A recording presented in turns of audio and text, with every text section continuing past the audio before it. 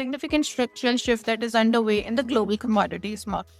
Hedge funds and proprietary trading firms are increasingly moving beyond financial derivatives into the world of physical commodities, acquiring tangible assets, storage capacity, and transportation infrastructure that was once exclusive domain of established commodity traders. Firms like Cube, Jan Global, and Jane Street are building out capabilities to trade underlying commodities directly.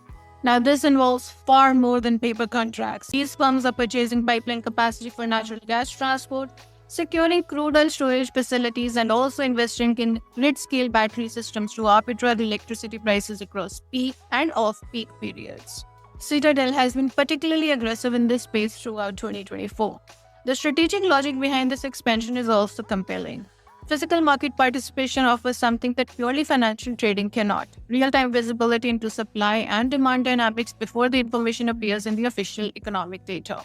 When you control pipeline capacity and storage facilities, you observe actual flows and the bottlenecks firsthand. The multi-manager platforms are actively building teams to execute this strategy. For the multi-strategy hedge funds, physical commodities offer a theoretically uncorrelated return stream that enhances portfolio diversification. The asymmetric payoff profile is attractive. While the returns may be modest in calm periods, extreme volatile years can generate outsized gains. However, significant challenges remain for the new entrants because established players have spent decades building operational expertise, relationship with producers and consumers, and proprietary information networks. Physical commodity trading requires capabilities that extend beyond the financial analysis: logistics, regulatory compliance, counterparty management, and deep domain knowledge in specific commodity verticals.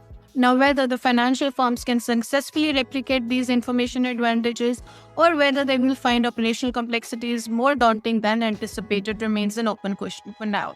What is clear is that the boundary between financial trading and physical commodity markets is becoming increasingly blurred.